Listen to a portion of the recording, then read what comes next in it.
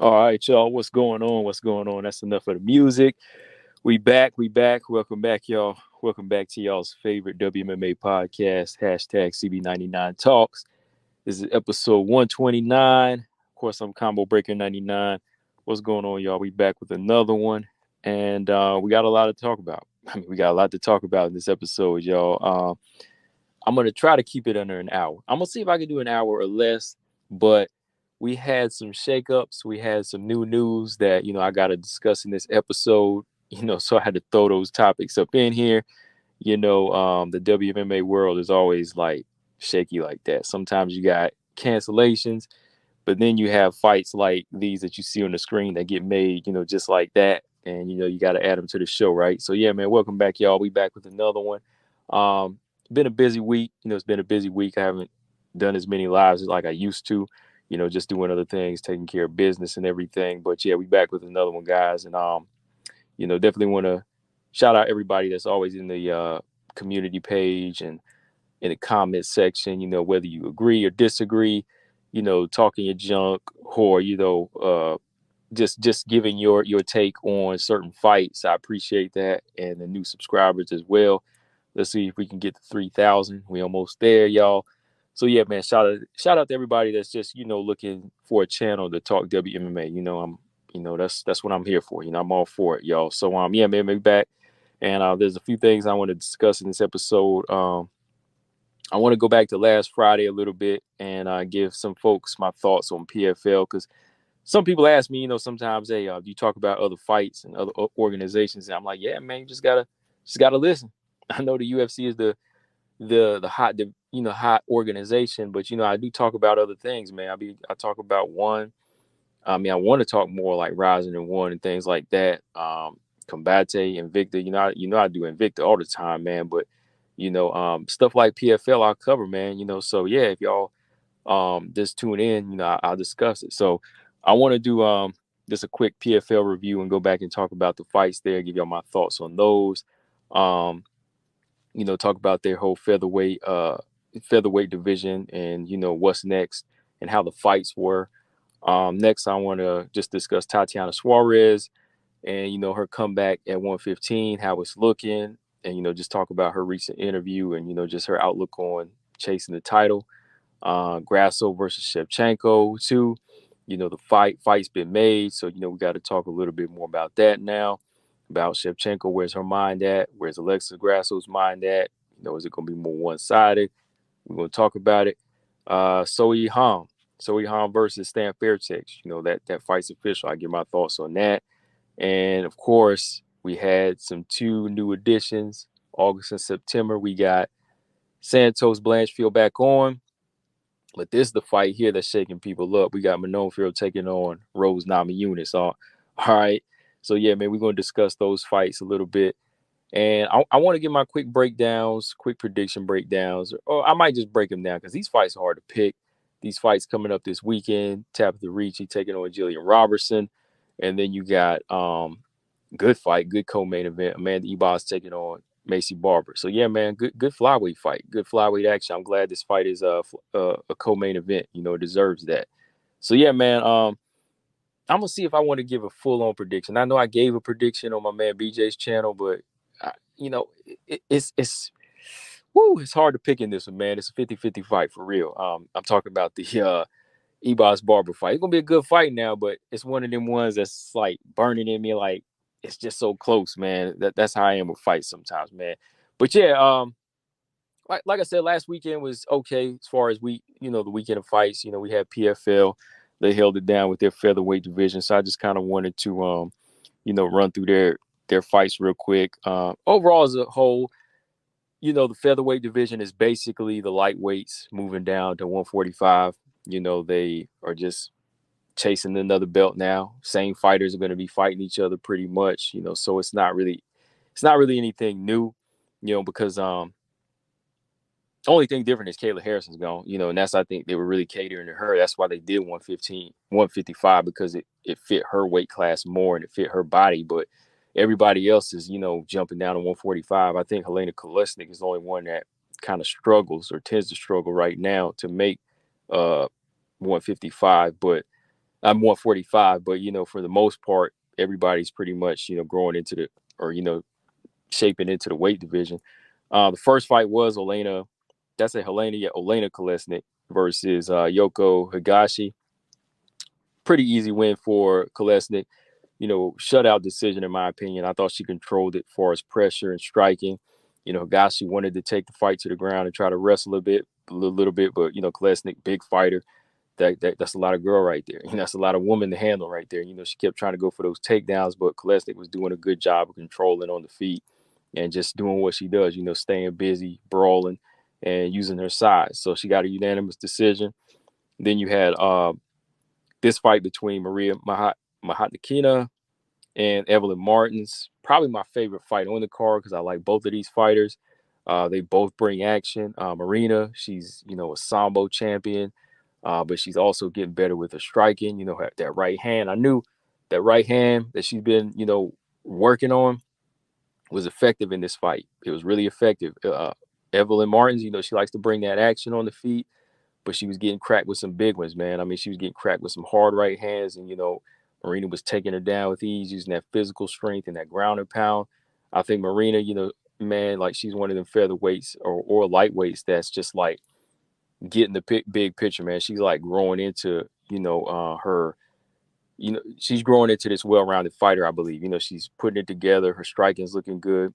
Evelyn Martins is a good fighter too, though. You can't count her out. Like she landed some good shots in this fight. She had a good calf kick. She had a good calf kick that was doing damage to Marina's leg in this one. So, Evelyn Martins, don't count her out. It wasn't a finish for Marina because Evelyn was in this fight. So, I definitely want to see more from Evelyn Martins in the future here. But both of these girls, I like these two fighters, and I'd probably say this was probably my favorite fight of the night. I thought Marina was doing a good job. And like I said, she's a pretty solid ground fighter, but, she's working on that striking.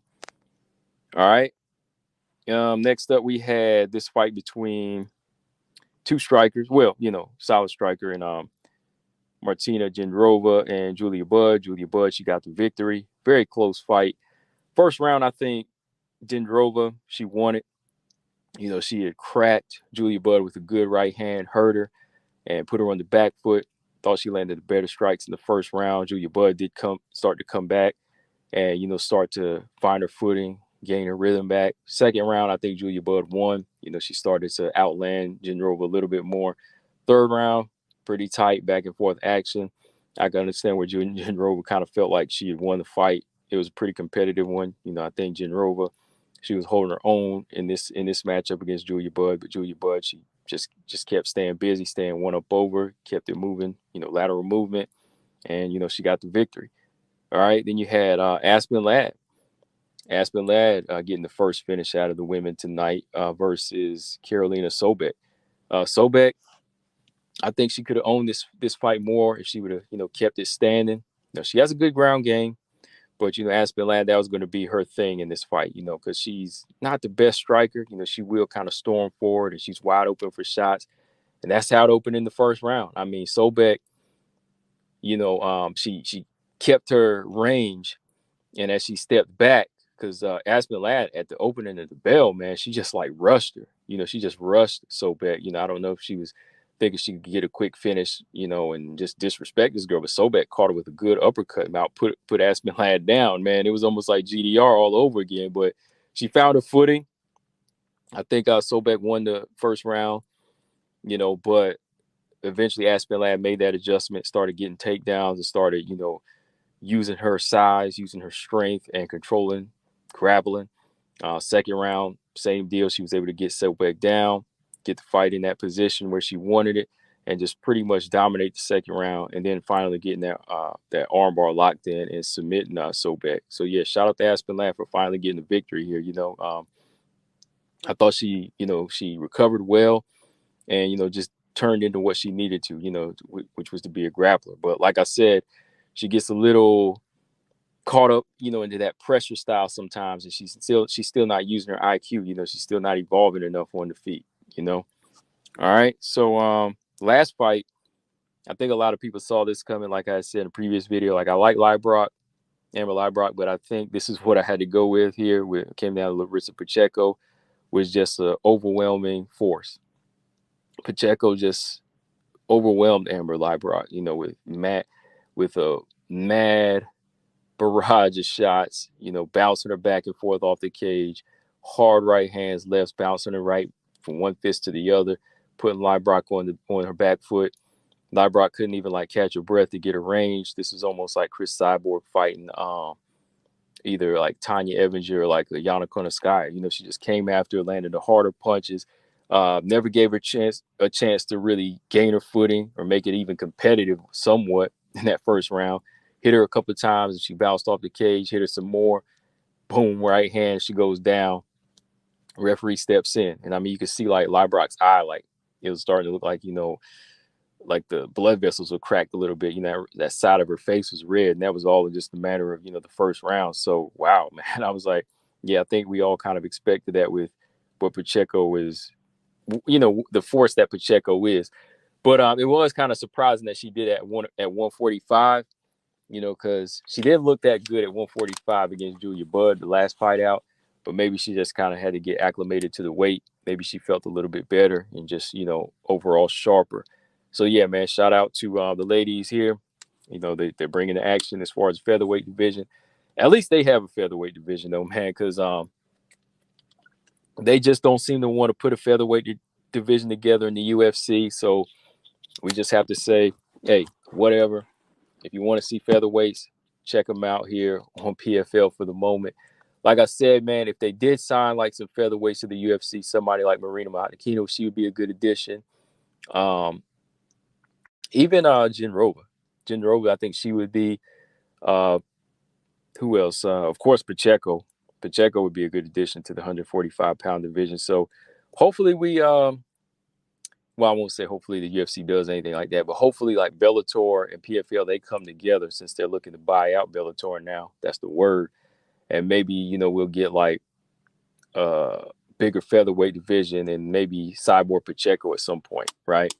So yeah, man, let me know, guys, what y'all thought of the card. I thought it was good. PFL action, as long as we get to see some big finishes, from the bigger women here, I'm all for it. Like I said, that's the only way we're going to get featherweights at this point. All right.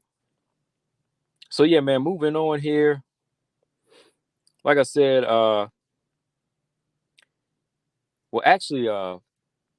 there wasn't too much action. Yeah, there wasn't too much action, besides Teresa Bleda and Gabriela Fernandez as far as Saturday night, last Saturday. And I already talked about that fight. Teresa Bleda, she came back in and bounced back and got a dominant victory over Gabriela Fernandez, right? So, from here, Teresa Bleda, I think, she pretty much covered her ground and said, hey, I need to work on my striking. I know it's not my best suit, but hey, I'm young and I understand that. I'm going to work on it, right? So, yeah, shout out to Teresa Bleda for, getting that established. All right. So, yeah, looking forward here, though, man, I want to talk a little bit about Tatiana Suarez. Because, Tatiana Suarez, man, people just don't people just think that Tatiana is going to be this one-dimensional fighter, but I got hope, man. I think when she moves back down to 115, you're going to see a different level to her. You are going to see a different level to Tatiana Suarez. I think that we're going to see that competitive nature, where she's, that hardcore wrestler. But I also think that, we're going to see her start to add more of that striking and that kickboxing element just a little bit. She's gonna have to, because the strawweight division is evolving. It's not the same. I know we got some of the older fighters there, a little bit of the same type of matchups going on, same type of fighters that we've seen in the past, but some of them are changing, like Yan Zhanan, those fighters like her, Verna Jandiroba, if that fight ever happens again. But yeah, man, let's talk a little bit about Tatiana Suarez, man. I was just listening to her recent interview, and like I said, I just like what what she sees ahead for her career. She's not trying to rush it. She understands that she needs to just take her time, even though she feels like she's the best, like she said, in the division. She doesn't mind, growing and grinding it out and taking fights because she believes that she can always win. And it's money. right? She say, in the meantime, I'm making money in the process, so why rush it, right? Because as y'all know, Tatiana Suarez was supposed to take on Verna Jandiroba, which I thought was a good matchup for her. But unfortunately, Verna Jandiroba had a knee injury, and it's looking like she might need surgery. So she's going to be out for the moment. All right. But in the meantime, they lined her up with Jessica Andrade. Jessica Andrade. Now, like I said, this probably would have been a fight I would have been jumping up and down for like 4 or 5 years ago. But there's still an element there where it can be exciting. You never know what Andrade is going to show up. Like I said, for the most part, Andrade has already been figured out, but you never know. You just never know what can happen. That name is still powerful in the strawweight division. I don't know how much more power is left in it, but something still might happen that might make this fight interesting. All right, I don't know how much I believe that, but I just believe that we will see some type of finish. But I'm leaning towards Tatiana Suarez when it comes to a finish, for real though. I think Tatiana Suarez, like I said, aside from Andrade, I think she's probably been like one of the most brutal killers in the strawweight division. Joanna has always been like a beat 'em up type of fighter. She has a grueling style. Zhang Wei Li, same way, brutal at times. But there's this element about Tatiana whenever she gets into the cage. Like, she's sweet outside of the cage, but when she's turned on, like, it's just so different. Like, her style is just so thundering and demanding. And, her whole presence is demanding, the way she just imposes her will on these girls. So you don't really see too many other girls like that besides Andrade. So next to her, I would say Suarez is that one. She goes in there, finishes, and just brutalizes these girls. So with Suarez having been out for 4 years out of this division and ready to do it again, I think right now Andrade is in some ways, I think she might be making a mistake taking this fight. She might be, man, because with what she's looked like in her past couple of fights, that that type of beating she suffered in the Aaron Blanchfield fight, the quick knockout against Jan Janan, that does something to fighters. I don't care if it is Andrade, but that'll do something to a fighter. And if they don't want to evolve and at the same time admit they need to evolve, they'll pay the price, especially against a fighter like Suarez. Suarez ain't taking no dive for anybody. She's not gonna go easy on anybody in there. So Suarez, she's coming in there to kill. She is. But one of the things, about Tatiana, that, like I said, I like as she brought up, was the fact that she's ready to work for this title. She's not really in like this crazy rush. She doesn't mind while the other fights play out. If she can just, get the work in at 115, she's on a diet right now.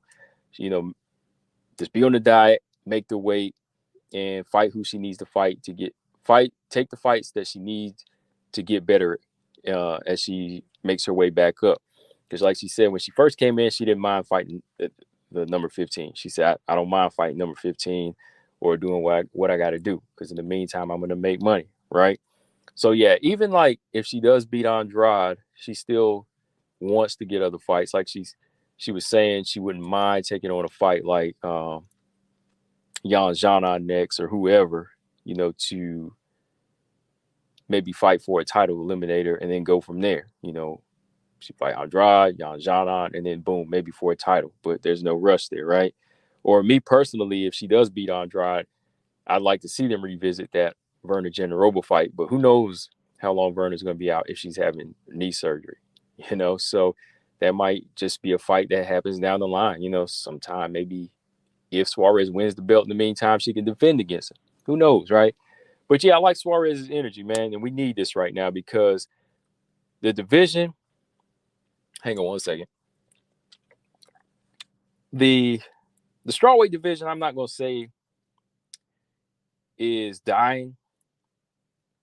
I won't even say it's showing signs of being on the downside. Let me put it that way. Like, it's not on the downside, but I believe that in some people's eyes, they've seen all the matchups that they can now. Weili's fought Rose fought Weili, Andrade, and all these different styles have already met. We have new blood, of course, like Amanda Lemos, but she had lost Andrade. But to me, in my opinion, I think she's bounced back and she's ready. She's taking on a fight in Weili that she could win, So sometimes casual fans, they're ready to count out a fighter just because they may have not looked good 1 or 2 fights ago. But me, I know this is the fight game. Styles make fights. So there's always, when you have a fighter like Lemos or Weili, there's always room for improvement and to shake up the division. Just because one person lost to this person doesn't mean that they'll necessarily lose to this person just because they beat this person that they lost to. You know what I mean? It just doesn't work like that. So when you look at it, there is somewhat of a sign of a downside in the casual fans' eyes. So it's good that we have Suarez who's ready to come back, because now, breaking news, if y'all didn't know, we got Rose Namajunas moving up to 125. Then fighters like Ebos, they want to be tweeners. Carlos Esparza, Tisha Torres, they're out. They're out on maternity leave. I remember Marina Rodriguez, she suffered some hard losses right now, so she's kind of on the downside. So yeah, you need a fighter like Suarez who's bringing that energy back to the division. You know what I mean? Like, we had her before, then boom, she was gone. We never got a chance to see her full potential, but now she's back and she's bringing that same type of competitive energy that the division needs. So yes, in a way, Suarez is kind of like a new face. She's kind of like a new face for, these new fans to WMMA that just started following. And I think she is what people will want and what they'll like. She comes in there to finish. She has an entertaining style. And once you see her go in there and maybe finish a fighter like Andrade, you'll see a lot of fans say, "Oh man, I want to see her fight Namajunas next." Maybe this is who Rose was running from, or something like that. People will say things like that. But once they get a taste of Suarez, these newcomers, they'll definitely want to see her fighting the best fights. The winner of Weili, Lemos, and things like that. So yeah, I think Suarez is definitely good for the division, and I like the energy that she's bringing, because yeah, the first fight in, we're going to see what she looks like at 115. Does she make the weight okay? Does she look weak? Does she look strong? The older we get, of course, it's harder to keep weight off, so this is the first test, against a dangerous fighter. And if she can look good at 115, not just on the scale, but destroying Andrade and handing Andrade that third loss in a row, then we'll move on to something else, to like a Yan Jana, like a mover and shaker. So, yeah, I'm really looking forward to seeing what Tatiana Suarez has to offer at 115. Definitely, man, because we need this different look right now, because a lot of people, I feel like, they're starting to say, hey, this is the next division, like the bantamweight division, that's, going to be left in the wind. But I still think we're far from that. But like I said, some casual fans feel that way, So we need fighters that have somewhat of a like star, that they have that star over them that, fans they flock to. Everybody's looking for that next superstar, right? But yeah, guys, let me know in the comment section what y'all think, man. I like Suarez's energy. The Andrade fight, I'm gonna take it. I am gonna take it because this is gonna be a highlight reel for Suarez. Okay. So yeah, moving on. Here we are, y'all. We all knew this was coming. We all knew this fight was coming. I don't know why some people feel like, oh man, they said this wasn't gonna happen. Other matchups were being made, and I'm sure other names were thrown out there. But when it came down to it, this is unfinished business. So go ahead and title this fight, if it is a main event, Grasso Shevchenko 2 unfinished business, because we all knew Valentina wasn't going to leave this thing. She wasn't going to leave this thing unfinished like that. She wasn't going to take no other fight. Sure, she might have been offered another fight, but how real was that? How real was that? How would she really feel? Yeah, she was ready to get back into action, but would she really want to risk taking on a fight like Aaron Blanchfield when Grasso is right there? When Grasso is a fight that, hey, she might have got stopped in or finished in, but she was still winning.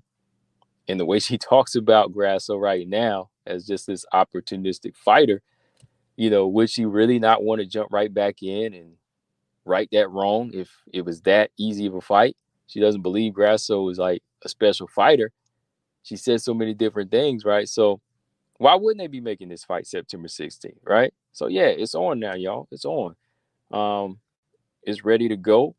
I guess the question is this going to be a fight night or a pay-per-view main event? What do they have this fight card down as? Let's take a look, y'all, while we right here. Let's see. Valentina Shevchenko. Let's just look on Tapology what they got it listed as. Like, is it a number card or is it going to say something like Vegas, UFC, Las Vegas, whatever the next UFC Fight Night card number is? Hang on one second. We're going to pull this thing up because if this was like a pay-per-view main event, I'm all for that. Much respect to these ladies. They deserve to get a pay-per-view main event like this. Nope. They got it listed as a fight night card. How do y'all feel about that? UFC Fight Night Grasso versus Shevchenko 2, September 16th. It is a fight night card. They got it listed as a fight night card. Okay, Loopy and Sam is on this card as well. Okay, cool. How do y'all feel about that, man? Wow. I won't say it's a step down, but it seems like, in my opinion, the UFC would have tried to make this like maybe a main event for pay-per-view, or they didn't think that Shevchenko could or Grasso could like carry numbers. Well, they could have like loaded up the card with some other good men fights that people are really looking forward to and made this a main event. But when it comes down to it, a UFC Fight Night main event ain't bad for the ladies either. Grasso's already headlining against Viviana Araujo before, and those cards tend to do well. So maybe they just felt like this was a rematch that people want to see televised, I guess. I mean, or it could have been a co-main event on a pay-per-view card, for all I care. I mean, I kind of wanted this thing to be a pay-per-view. I think that Grasso Shevchenko were pay-per-view worthy, in my opinion. It's a fight worth paying for. The first fight was great. It was a shocker, big upset in WMMA, and it had me hyped. The butterflies were in the stomach too. Even like whenever Grasso was walking to the cage, I was like, should I change my pick? I was like, should I change my pick right now, man? So it was one of them fights. So going into this rematch, it's there's a lot riding on this. Valentina coming back after being a long reigning dominant champion, taking on Grasso, who's the big underdog the first time. That card, that fight just seems like it should be on like a pay-per-view card, in my opinion. Like UFC Fight Night, a championship fight. Does that really happen all the time? It seemed like all the championship fights have been pay-per-views. Nunes Aldana, of course, was. Yeah, it seems like everybody else would be, right? All the other men champions, it seems like they all been pay-per-views, right? For the most part. Well, I think that some of the lesser ones, right? Not all of them. All right, well, it's taking some time to look that up. I don't feel like going through every single championship fight. But yeah, in my opinion, it just seems like this fight would have been like on a pay-per-view card, like co-main event, something like that. It's hard for me to see this as just like a championship fight on a UFC Fight Night card. That's just my opinion. That's just my opinion. I prefer it to be like on a pay-per-view card because I think this is a big event for both Grasso and Shevchenko. Because the last one was on pay-per-view, but now with the rematch on just a televised card, just kind of makes it seem like, okay, the last fight wasn't all that. But this stands for a lot, man. Seems like they always do Shevchenko like that, in my opinion. No main event for her on pay-per-view. No pay-per-views for her. But yeah, looking at this fight so far, like just as far as like what's going on the outside and looking at everything that's going on, man, like, do y'all feel like Valentina Shevchenko's been kind of out of her character lately? Like, as far as like her approach to this fight, as far as what she thinks, as far as what she thinks about about her opponent.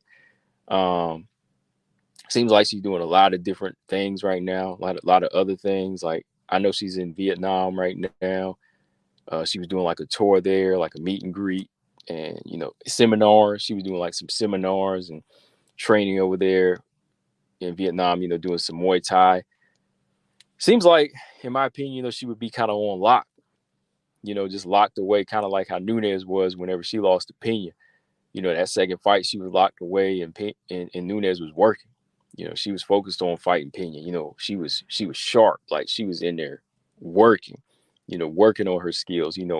Just tucked away somewhere, and you couldn't even see her. But you seeing Valentina everywhere right now. She's doing a lot of traveling, posting pictures every day, modeling a little bit, posting the workouts and things like that.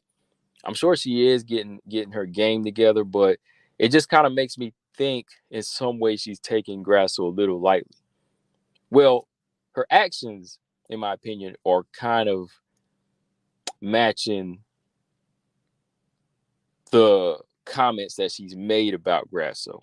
If you notice that, like, she said that Grasso's not really like this special fighter.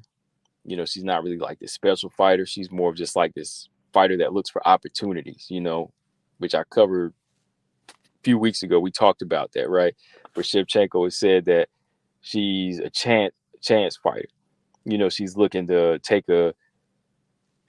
that one chance, the opposite of taking a chance, but she's just looking for that opportunity, for just to capitalize in that one moment. She's always just staying behind. She's not doing anything else, So I just kind of thought that was kind of a weird way to say it about a fighter like Grasso.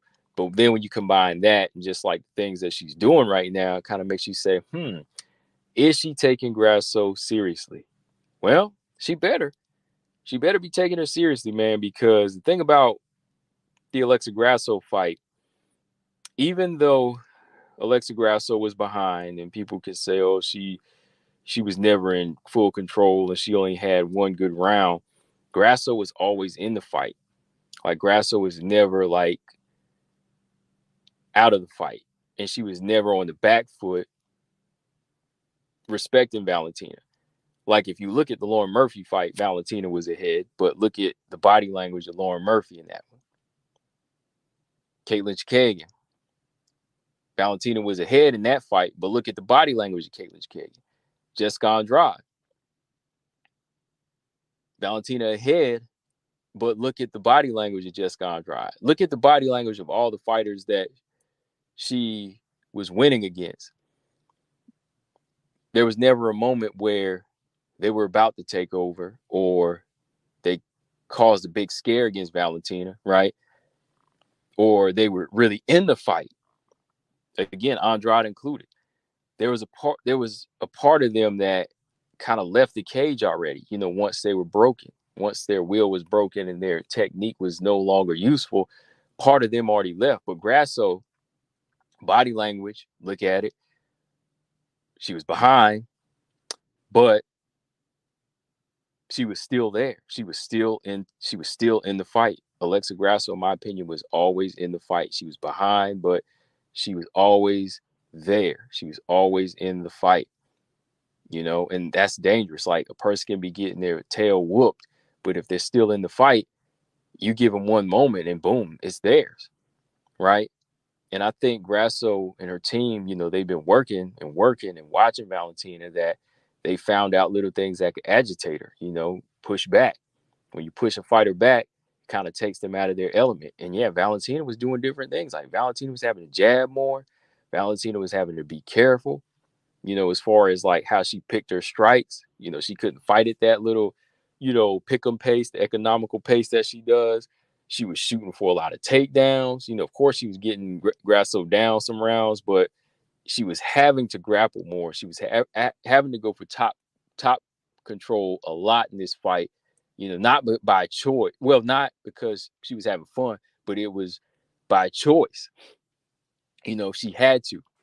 Well, I won't say it was by like choice where she was like, oh, I got different things to choose from. No, it was because she had to. It was because she had to get Grasso down to avoid a lot of those tricky punches that were coming in, the tricky footwork, the in and out footwork that Grasso was using. Different things like that kind of made Val had to dig in her toolbox a little bit. You know, she had to try different things, and getting the victory in this fashion, if it had went to the decision, it would have kind of felt off for a change. You know what I mean? I think she would have felt good about herself at the end, but at the same time, it kind of would have been, it's kind of a slap in the face whenever she, her opponents don't respect her like that. And I think that's what's kind of like irking her now, even like in interviews when she says that, Grasso's, just the type of fighter look for opportunity. There's nothing special about her. No, like there's something special about Grasso. She's a good boxer, and she did some things in there that made Valentina have to kind of work differently than she's used to. So yeah, I kind of think that, some things about Valentina seem a little off here. Like I said, she seems to be doing a lot of different things, hanging out, a lot of social media stuff. And then she says this about Grasso. I'm hoping she's not taking it lightly, though. I really don't. I hope that she settles into camp and she gets locked in, though, because I think this time around, with psychological edge and having the big victory, Grasso knows that she can do what she did the last time, but also take more chances because she knows that her footwork can give her problems, and she knows that she can find a home for those shots that she was landing on Valentina. For real, for real. Grasso was touching Valentina and putting shots right in the mouth of this fighter, of this champion. So, yeah, she's got to be careful in this thing, man. So, I'm looking forward to this one, man. And in a way, yeah, it's kind of good for those that don't want to buy pay-per-view. They can tune into this fight, But yeah, I was thinking this should have been a pay-per-view, though, man. Like, just for the women and Grasso and Shevchenko. Shevchenko been in this a long time. I thought, it would have been good to be on a pay-per-view, y'all. But yeah, what do y'all think, man? Let me know in the comment section. Do y'all think that Grasso is Valentina's thinking lightly of Grasso? Yes or no? But yeah, so here's some one talk for y'all. Here's a fight that's coming up.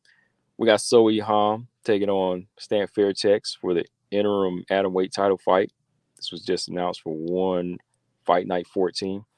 Y'all can watch that on Prime, and that's why I tune into it. It's coming up on September 1st.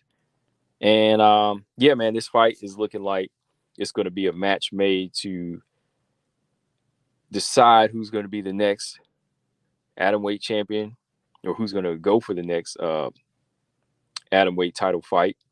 Here it says Sohei Ham and Stan Fairtex will face off later this year for one championship atomweight title. In this case, it's going to be interim belt.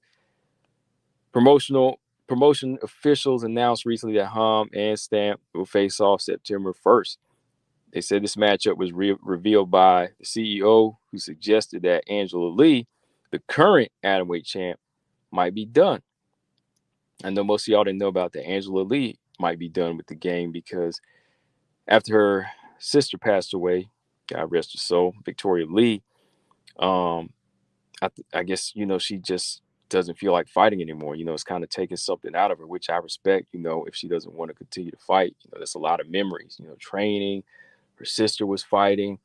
It's just not the same anymore, right? So I guess in the meantime, when that's kind of like ironed out, the details on that, they'll probably either have this fight, of course, and whoever wins the interim title might get moved up. I'm guessing that's how it's going to work. Or I'm kind of wondering if they're going to wait to see if Angela Lee vacates, and then they'll just have these two fight for the vacant belt, which might be better, right? But yeah, as y'all know, Stamp made her debut in America not too long ago against, what is her name? Elise Anderson. Good body shot knockout. That was a good way to put herself on the map. Then you got Sohei Ham, who's, I think, won 9 in a row. She hasn't lost a fight since being in the UFC. So yeah, this should be a good fight, y'all. This is going to be a good technical fight. Stan Fairtex, she goes for finishes. I believe she's a little bit more brutal, with her kicks. Very good, tough Muay Thai fighter. Then you got Sohei Ham, who's technical, good and rangy, picks her shots, good counter striker. I like this matchup. definitely like this matchup, so I'm gonna definitely be tuning into this one. Probably do a fight companion for this fight. But yeah, man, shout out to Angela Lee. If she does leave the game, I respect that. It's too close to home, I guess, for her. So, if she does call it quits, I will keep y'all posted. All right. So yeah, man. Moving on here. Let's talk about this real quick in order. August 26th, this fight is back on, y'all. We got Tyler Santos versus Aaron Blanchfield. All right, man. Here we go again. Hopefully we get the fight this time. This one's going to be taking place in UFC Singapore. Tyler Santos, as y'all know, hasn't fought over a year and some change. Not since taking on Valentina. Then you got Aaron Blanchfield, who's on a nice little win streak at flyweight. And right now, she's part of my retired quadruple threat between Tyler, Manon, Aaron, and Miranda. These three have, of course, done the best. They're in the top four right now. They're all pretty much back to back to back. And Aaron, she got her a solid victory over Jessica Andrade, who stepped in for Tyler the first time. She's back at it, man. This is a tough test. This is a tougher fight for Aaron Blanchfield. But as I watch more fights and I look at the confidence of Aaron and some of the strengths and weaknesses of Tyler, there's some things that Aaron can cancel out. There's some things Tyler can cancel out. So I'm kind of scaling it down here. It's to be a little bit wider. Used to have it like 60-40 for Tyler, but now I'm down to like 51-49 for Tyler Santos. Just because, for one, Tyler Santos, she can be grueling. Like, she can be so physical in there and tough, but sometimes whenever she might pump the brakes and leave moments for her opponents to capitalize, those are the moments that I'm looking towards like Aaron Blanchfield to start to take over. You know what I mean? Like, Aaron Blanchfield, again, is improving in every fight with her striking, and I think that her striking is going to be effective in this fight. It's not like the prettiest, but it is strong and it is textbook. The way she works her hands, the way she works her kicks. So I think the more and more she improves, she enjoys using her hands. She enjoys using her striking. And those are the moments I think that she can capitalize on Tyler, like she makes Tyler wait. But when the fight gets to the ground, that's where it gets interesting because, like I always say, Tyler Santos has more of a MMA grappling type of style where it combines everything, physical strength, her athleticism, the wrestling, and the jiu-jitsu. Aaron has a good, solid BJJ game. I mean, pure BJJ. Nobody touches it. It's clean. She looks for the submissions. It's very technical. It's straight to it. When she finds openings, she's got it. Cleaner than anybody in the flyweight division. But she's also combining that with her takedowns and her wrestling. Thing is, I just believe that Tyler's a little bit more athletic and so much more bigger that she can cancel out some things. And with the IQ that she has, she can feel what's coming from Aaron and capitalize. But you never know, man. Like, Aaron might show us all up. Aaron is physically strong. Like, I think a lot of people underestimate her physical strength. Aaron is a strong fighter too. We just haven't seen it tested against a fighter like Tyler. So this is going to be a good matchup, y'all. I definitely want to see this one. And whoever wins this fight here, I think they're going to probably get locked in for a title shot. I think they are. Well, that could be, but this fight right here might decide that, right? Because Manon is coming back September 2nd, and she's ranked number 2, and she's taking on a former 2-time champion from 115 in Rose Namajunas. So with the way this looks right now and the way the UFC kind of mixed it up, you might have 2 fighters trying to get in line for a title shot or trying to make that argument now. See, if they mixed it up the other way with Tyler, and if they had mixed it up with Manon and Aaron, that probably would have locked in more of a title shot. That, to Manon Aaron, spelled title eliminator, in my opinion, because both were, well, Manon's already number 2, and then you have Aaron, who's on a 4-0 win streak, right, at flyweight, just defeats Andrade, and she's calling for the title shot, and they acknowledged each other. So to me, that sounded more like a title eliminator, because Manon said, hey, after I get this fight, then I'll fight for the belt. Same with Aaron. So that sounds like a title eliminator, and they're active, right? Now, Tyler and Rose, both of these fighters, they've been out for a while. Tyler's been out for over a year. Rose has been out for 19 months. To me, that would have made more sense, because then it's like, okay, let's see where they're at. Let's see how Rose can handle 125, right? Let's not put her in there with any of the other fighters right now, because they're going for the titles then. They're in the title eliminator. So Rose versus Tyler really would have made more sense on paper than Manon versus Rose. But I think style-wise, they knew that Tyler would probably obliterated Rose when it came down to that physical strength and just overall style. So I think they were looking at that. You know what I mean? But to me, hey, if you want more than 125, you got to fight all of them. To me, you got to fight whoever. You got to fight whoever they put in front of you. But I think when it came down to it, they thought this was more of a safer fight for Rose, striker versus striker. But in my opinion, Manon has that ability to turn into what Tyler is. Granted, the knee is good and everything, but I think Manon, she has that ability to turn in what Tyler is. Granted, if they've been working in that fashion, with the grappling and wrestling now. I think that Manon, so much more bigger, could definitely pressure and put some hard hits on the inside against a fighter like Rose. Granted, Rose is probably bulking up, and she's got a new wrestling coach and everything and working on her grappling, but how durable is Rose? How durable is Rose going to be at 125? Like, she's taking some hard shots. She's taking some hard body shots and some hard leg kicks in the past that kind of slowed her down against fighters like Karolina Kowalkiewicz, Joanna, and Andrade, where she become more stationary. Imagine what happens if she takes those karate kicks to the stomach, or even like the calf kicks from Manon. It sets her up, right? So if somebody like Rose can't land the precision shots and she starts to get outworked with the volume, this fight could be like the Rose versus Joanna fight, except where she gets dominated and gets beat up, because in that second fight, she couldn't knock out Joanna.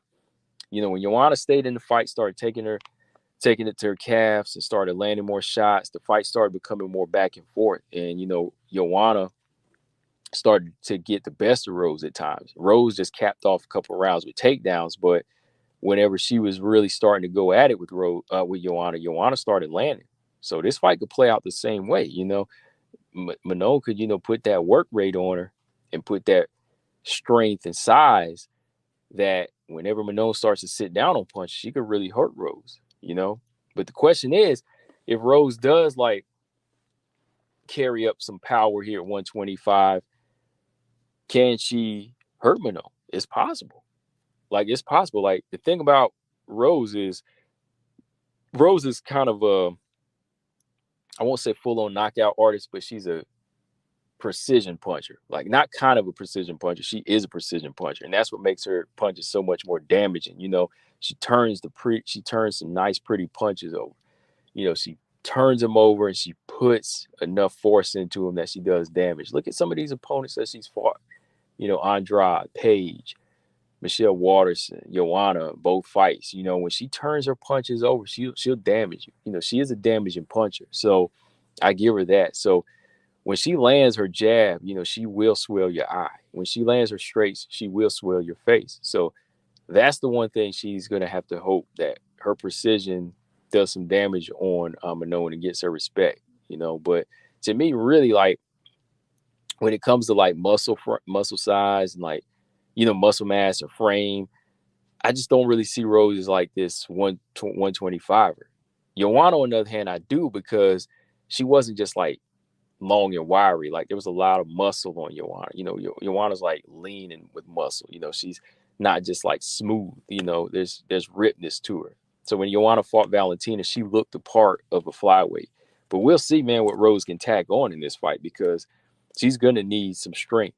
And she's gonna have to have that strength, because moving up to 125, we don't know if she's gonna be more stationary now. And she's probably gonna slow down a little bit. She's not going to be as light on her feet, so she's going to have to depend on some of that grappling and, that inside fighting against a Manon Fiorot. So, yeah, I think that the more I think about this fight and just look at it, it's going to be a good fight.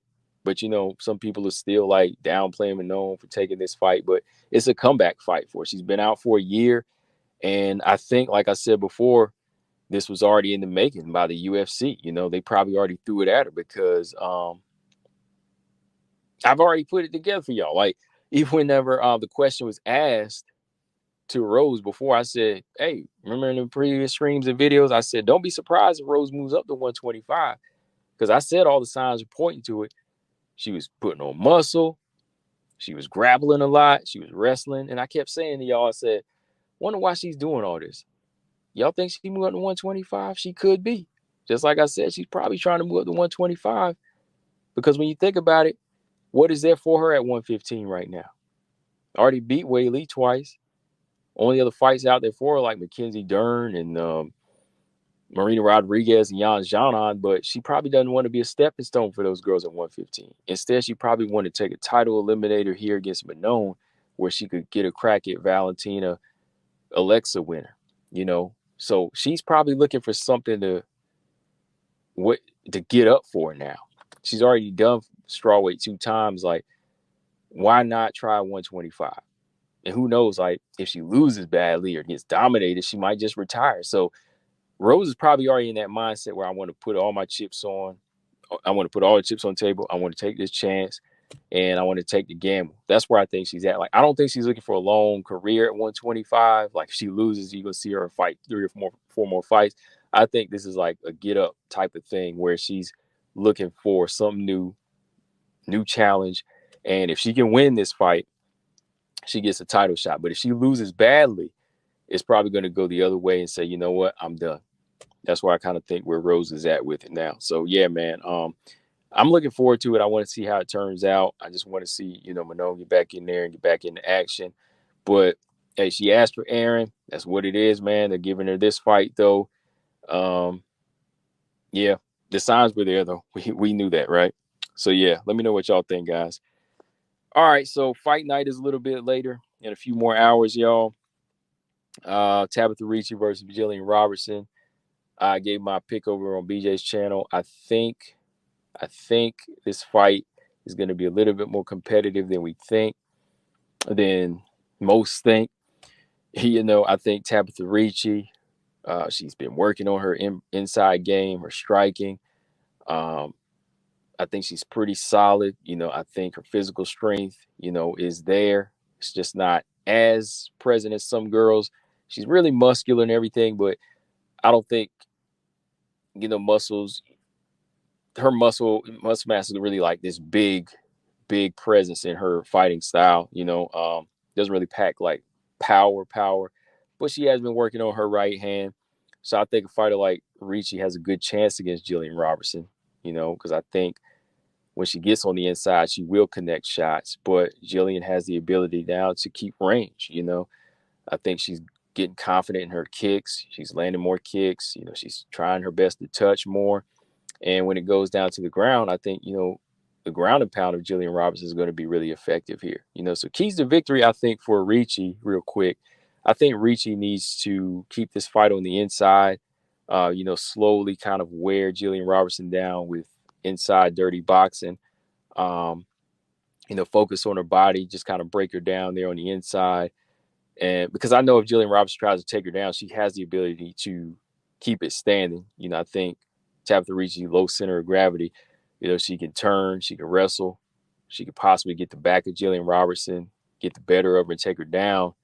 and get her own submission because she's a black belt, So I think inside smothering game for Ricci, slowly kind of wear those legs down and just kind of wear Jillian Robertson down with, the strikes upstairs.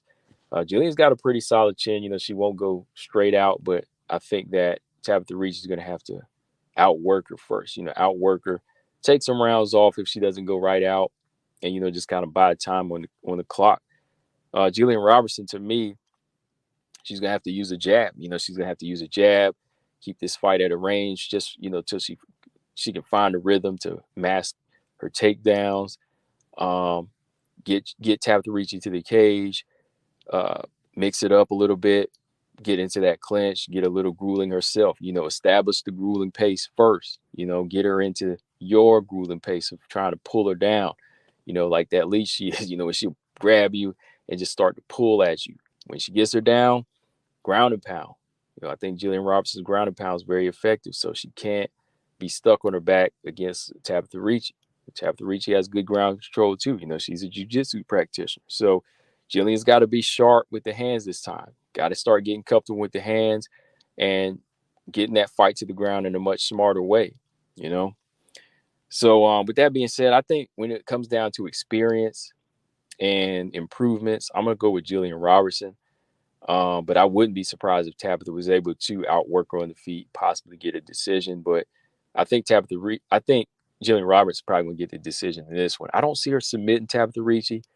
I don't see Tabitha Ricci going out like that. I think that she will be able to defend submissions, but the experience and the strength and ground and pound of Jillian Roberts is going to pay off in this fight. And that's just me. Like I said, still a tight fight, though. All right. Next up, this fight here, man. Ebos versus Barber, the co-main event. I'm really torn on this one. I know I said Barber, but it really is 50-50, man. It's a striker grappler type of matchup. But when it comes down to tools, I think aside from the chin that I keep talking about, Ebos, I think that Ebos is the more well-rounded fighter. Her jab, her judo, her ground game, top control, her combinations, when she gets into a groove, she's a little bit more well-rounded and executes a better game plan. She's a little bit more mature when it comes to her technique than Macy Barber. Now, Macy Barber, I think that she's come a long way from the Macy we used to know. Macy Barber, she's very, very strong. Now she's really been working on that inside clinch game, this new inside clinch game with elbows that she's using. She's starting to find her range more. She's not shadow boxing as much. She'll find her range with her kicks, and she'll start setting up those left hands. She'll start setting up those right punches and those hooks. She's not just a clubber anymore. She's taking her time. So I think a fighter like Barber in these situations, whenever she starts to set up those punches in that range, and she can take away her opponent's weapons like a jab, she can come back with her own counter strikes. And when she lands stuff on the chin, man, she can get it done. She hasn't scored a knockout in a while now, but I'm just matching up her ability to set up punches now. And if she can touch Ebos's chin, it could go her way. But man, if I'm looking at this fight from the outside, if I was looking from a corner perspective, I'm going to give my keys to victory for both fighters. And I should just leave it at that because this fight is going to be entertaining, but trying to pick in this was just mind-blowing for me. I don't know why. I think for Ebos, she's got to fight, at a good range the first round or so. She's got to, put the measuring stick out there a few times. Macy, she's going to be looking to, I think, test the chin of Ebos. So I think that Ebos has got to use that measuring stick, put the jab out there, and, put the combinations together. But as soon as she can, get the takedown. Put Macy Barber on her back, because Macy seemed to have trouble on her back in the Grasso fight and the Andrea Lee fight. And those were almost a year apart, right? I think that even in that fight, she had trouble on the feet, on the back, against Andrea Lee in her last fight. And that's why it almost came up short, right? She almost came up short in that fight. some people think Andrea Lee won. But I think that it's important that Amanda Ebas makes this full-on grappling match. Every time Macy Barber tries to initiate any type of clinch with elbows, she's got to get that headlock, and she's got to toss Macy Barber and get this fight to the ground. This fight's just got to be a pure grappling match for Amanda Ebas. I don't think she should keep it standing whatsoever. If it stays standing, though, whenever Macy Barber controls range and tries to close in, of course she has to fight back. She has to use her striking IQ at this point. She's gonna have to move side to side more and throw those combinations that she did against Viviane Araújo. But even in that Araújo fight, there were a couple of times where she got cracked. Araújo just didn't have the IQ to follow up. But I think Macy Barber does. Like, when Macy Barber hurts you, she'll follow up. So only use the striking if she has to, only if she's forced to. But use that measuring stick, though, to just kind of find out what Macy's doing, feel her out, and blind her with the jab, and then boom, get the fight to the ground, put her on her back. All right, so those are really the main keys to victory I got for her: using her striking when it's necessary and keeping the fight on the ground.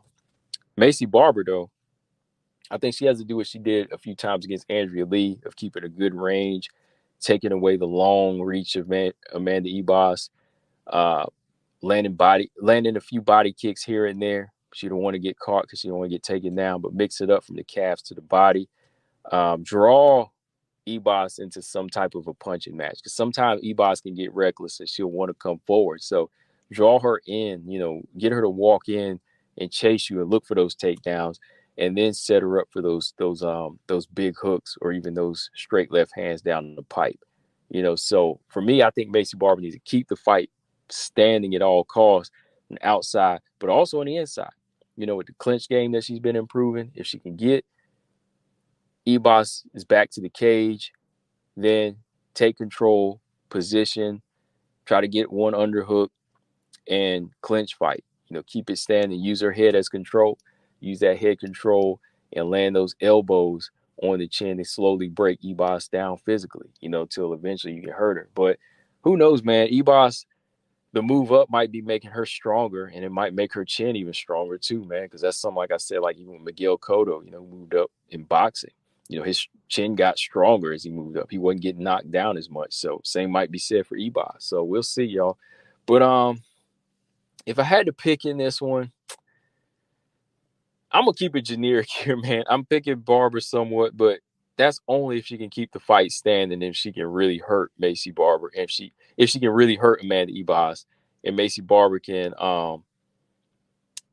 keep her range and not get picked apart like Viviane Araújo did, which was crazy. You know what I mean? Like, if she can do much better on the feet and set traps, I give the fight to her. But I think we all know, if Ebas can prove that she's stronger and a much more well-rounded fighter, she wins this, because they're both killers. Like, Ebas, she's a killer too. She turns that kill mode on too. So we ain't gonna look at this fight like, oh, this girl can get knocked out clearly anymore. We can't look at it like that. So I'm kind of leaning towards Ebas. I don't know. This might be one of the ones I flip it on y'all if I do a fight companion and say, hey, I'm going with Ebas, But Ebas does have the more tools to her at her disposal here. But I just don't know, man. I don't know if she get caught, she get knocked out, man. I just don't know, man. I keep seeing it. Maybe not. But I'll tell y'all one thing. We're going to have a good fight. We're going to have a good fight when it comes down to it, y'all.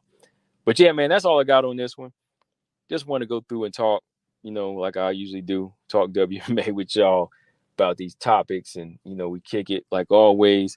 But yeah, let me know in the comment section y'all got in these fights. Yeah, PFL, like I said, that featherweight division, it's entertaining for what it is. Hopefully when Bellator, they combine, we get some more featherweight action. I don't care as long as we get some featherweight action at this point. UFC ain't doing nothing with it. Forget it, y'all. So yeah, just leave y'all's thoughts in the comment section about whatever we talked about in this show. And make sure y'all subscribe. Subscribe to the YouTube channel. And there's a podcast tab where you can just check out the shows. They're all in that tab from here on. Like I said, I still got to put the shows up on the website as I update the domain. And whenever I do, Well, even now you can subscribe to the show on iTunes, Spotify, and Stitcher, and all of that. Right now, you can still do that, but the new shows won't be up there yet. You still have to go to YouTube. So yeah, subscribe there first, guys. And yeah, fight nights in a few hours. So I'll catch y'all on there. If I don't do a fight companion, I will do post fight reaction with y'all. So yeah, tune in, guys, and thanks for supporting. Like always, this is your favorite WMMA podcast. Combo Breaker 99. I'm out. Subscribe.